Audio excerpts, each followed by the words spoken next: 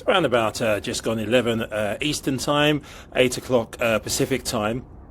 And the breaking news is that Nikki Haley has taken Vermont in the Republican primary in Vermont. And the moment that Fox News called it for Nikki Haley, I think the former guy, Diaper Don, probably explains why he finished his speech kind of early. I wish somebody, by the way, would just ask Melania Trump whether she'd prefer Nikki Haley or Elena Yabba-Dabba-Doo's boss. Boss? Oh, sorry, that's the wrong description. Something else that we can't say. Following the decision desk to the great state of Vermont, the Green Mountain State. There you go. There you got it. She's still at the bar. In the Republican presidential contest in the great state of Vermont, famous for all sorts of things, including really, really, really excellent beer.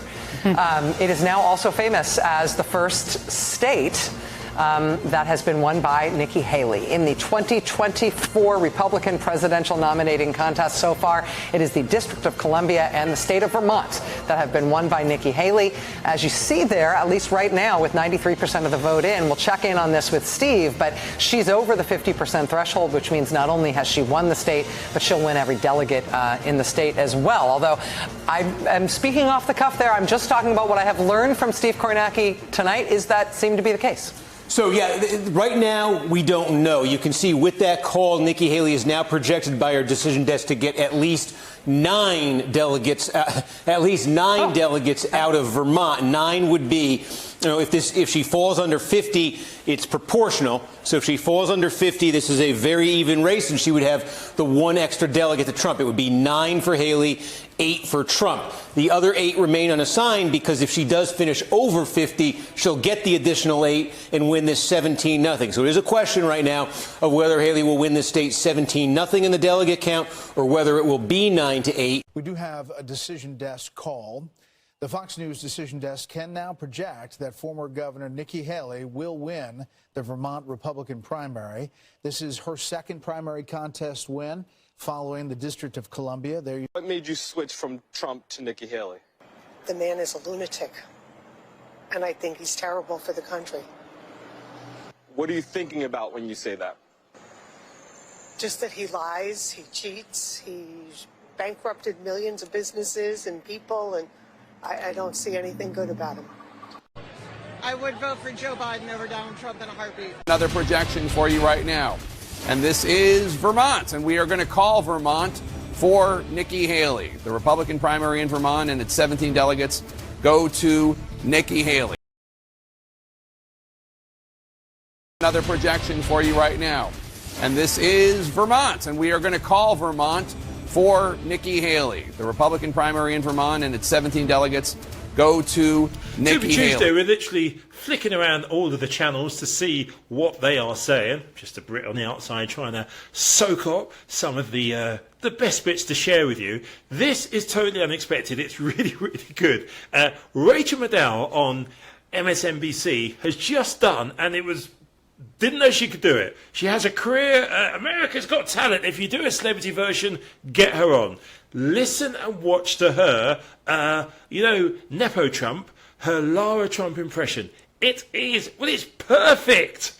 So how do they make, I mean, this is a purposely naive question, but how do they make up for that? Because it's not just that Trump is committed to this message about voter fraud now. I mean, his daughter-in-law, who he is installing at the RNC, Lara Trump, did an interview the other day where she was asked, don't we have to get rid of all early voting and all mail-in voting? And she was like, well, that's what my father-in-law says. And so that's going to become the RNC position. Rachel is Lara Trump. Yeah, I get mistaken for her all the time.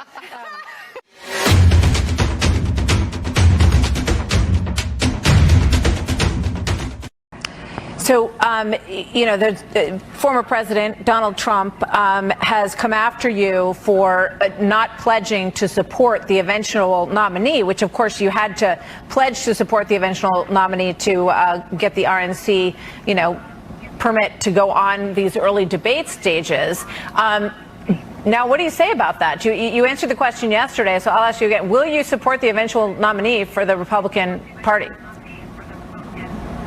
Well, I think you should ask him if he would support the eventual nominee if it was me. I mean, nobody's asked him that, and I think that's the case. Look, the convention's not till July. There's a lot of time. I mean, I have said very clearly how much I think Joe Biden is a problem, how I think he's dangerous for our country, and how I think we need to go in a different direction. But I don't think Joe Biden or Donald Trump should be president. That's why I'm running. And I don't think a lot of other people think the same thing. Millions of people will vote tomorrow, and they're going to have their voices heard. This is not an anti-Trump movement. This is a pro-American movement. These are people who are tired of the wasteful spending, and Donald Trump's not talking about the fact that he put us $8 trillion in debt in 4 years. These are people who want to go and see a secure border, and they don't like the fact that Trump stopped Congress from trying to fix the bill and pass a strong border bill. This is about national security, where we should be preventing war, and Trump said he would stand with Putin as he invaded our allies. It's a totally different set of policies that we're talking about, that we want to see America go in a strong direction. And so I think people will have the chance to vote tomorrow, and it's going to be a great day. Taken the prospect, the possibility of endorsing him off the table at this point? It's not anything I think about. What I have said is it off the table, Ambassador? It sounds like you are in a different place. Are people misinterpreting what you're saying? Have you moved to a place where you're no longer planning to endorse him? Well, I think, first of all, if you talk about an endorsement, you're talking about a loss. I don't think like that. When you're in a race, you don't think about losing. You think about continuing to go forward. What I can tell you is I don't think Donald Trump or Joe Biden should be president.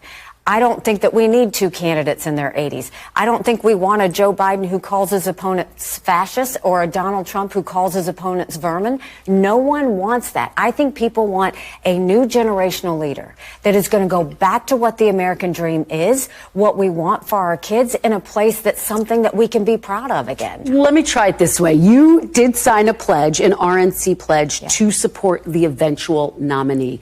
Do you still feel bound by that pledge? I have always said that I have serious concerns about Donald Trump. I have even more concerns about Joe Biden. So is that a no? Are you bound by the RNC pledge? The RNC pledge, I mean, at the time of the debate, we had to take it to where, would you support the nominee? And you had to, in order to get on that debate stage, you said yes. The RNC is now not the same RNC. Now it's So you're no Trump's longer bound by that pledge? No, I think I'll make what decision I want to make, but that's not something I'm thinking about. And I think that while y'all think about that, I'm looking at the fact that we had thousands of people in Virginia. We're headed to North Carolina. We're going to continue to go to Vermont and Maine and all these states to go and show people that there is a path forward. And so I don't look at what ifs. I look at how do we continue the conversation. Service. It says more about Donald Trump that he'll call the last remaining candidate bird brain or brain dead. It says more about Donald Trump that everybody thinks it's funny that he acts this way. I don't think the rest of the world thinks that's funny. I don't think that our kids need to see someone who acts like that. I don't think our kids need to see us going. Everybody wants to get back to a normal country. They want to go and have a new generational leader that's not dependent on Joe Biden or Donald Trump, but just new solutions for the future. And so we're excited. I'm curious about how you're viewing Super Tuesday. Do you see Super Tuesday as your last stand? We're looking at it as we're hoping for a good competitive showing. That's always been the case in every step, is can we continue to stay competitive? When 70% of Americans say they don't want Donald Trump or Joe Biden, you keep going to make sure people have a choice. That's what this is all about. I see that this is a primary. What we know is you can go and see that Donald Trump is moving the party away from what used to be small government and less spending, what used to be peace through strength, what used to be about winning races up and down the ticket. It's not that anymore. It has become one of big government. It's become one where, it's an isolationist. It's one where it's all about one man and it's not about the American people. And that's the part that I'm trying to fix, is this is about our kids and other people's grandkids. They need to know that the American dream is still there for them. And right now, the younger generation, all they know is COVID. They know that they don't know if they're going to be able to ever afford a home, get a job, make ends meet, and if war's going to break out. And all of that's under the tent of anger and division.